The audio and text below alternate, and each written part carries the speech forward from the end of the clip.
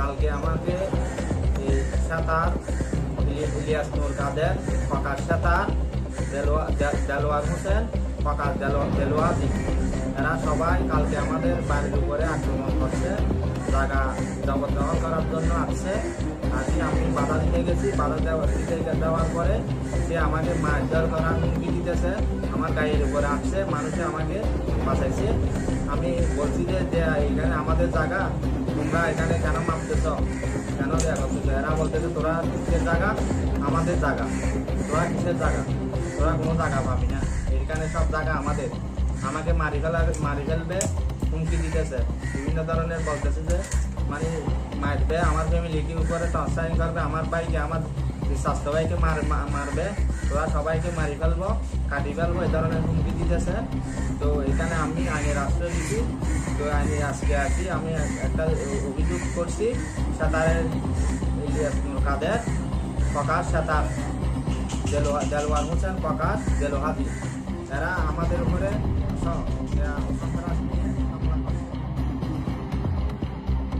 আমাদের পৈতৃক সম্পত্তি, আমরা আমাদের দাদার দিনের সম্পত্তি, পৈতৃক সম্পত্তি।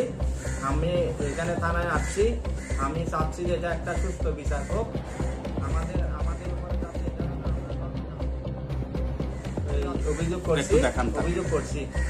অভিযোগের স্যারে বলছে আমাকে যে যাবো, আমরা পরিদর্শনে যাবো, গিয়ে আমরা দেখবো।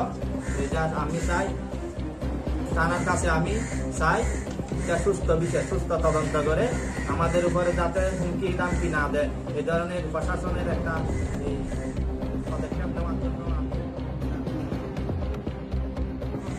আমি ধনী সাহা, মেঘনাথ সাহা, হারওয়ালচরি বুসপুর থানার অন্তর্গত হারওয়ালচরি গ্রাম সাইনা ওয়ার্ডের বাসিন্দা। বিগত অনেক দিন ধরে আমাদের পৈতৃক সম্পত্তি নিয়ে অন্য লোকের সাথে বিবাদ চলতেছে, যার কারণে আমাদের বাড়িতে ওরা বারবার এসে আমাদের উপর হামলা করতেছে, আমাদেরকে প্রাণনাশের হুমকি দিতেছে। কিছুক্ষণ আগে আমার জ্যেষ্ঠ ভাই যে বক্তব্যগুলো তুলে ধরছে, ওগুলা সব সত্য ঘটনা। এখন আমরা বর্তমান বুসপুর থানায় অবস্থান করতেছি। বুসপুর থানায় একটা অভিযোগ দিয়েছি আমরা সিজারের মাধ্যমে। আমি বুসপুর থানার মাধ্যমে সকল প্রশাসন এবং মাননীয় প্রধানমন্ত্রীর কাছে আমি বাংলাদেশের নাগরিক এবং সংখ্যালঘু হিসেবে একটা জোর দাবি জানাচ্ছি, আমাদের এই মামলাটা যেন সুরাহা হয়, আমাদের হয়রানি থেকে আমরা যেন বাঁচি, আমরা যেন সুন্দরভাবে বসবাস করতে পারি। যেহেতু আমরা বাংলাদেশের নাগরিক, ওরা আমাদেরকে বারবার প্রাণনাশের হুমকি দিতেছে, বিভিন্ন দল নিয়ে আমাদের সবসময় হামলা করে এভাবে আর যেন না হয়, আমাদের উপর যেন হামলা না হয়। আমি বর্তমানে পরিবার নিয়ে মানবতার জীবনযাপন করতেছি, আমাদের থাকার কোনো ব্যবস্থা নেই।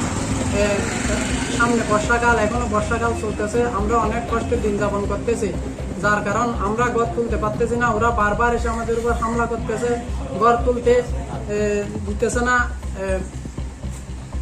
মিডিয়ার মাধ্যমে আমি মাননীয় প্রধানমন্ত্রী, প্রশাসন এবং এমপি মহোদয়ের দৃষ্টি আকর্ষণ করতেছি, আমাদের সুষ্ঠু তদন্তের মাধ্যমে আমাদেরকে যেন মুক্তি দেওয়া হয় এই হয়রানি থেকে।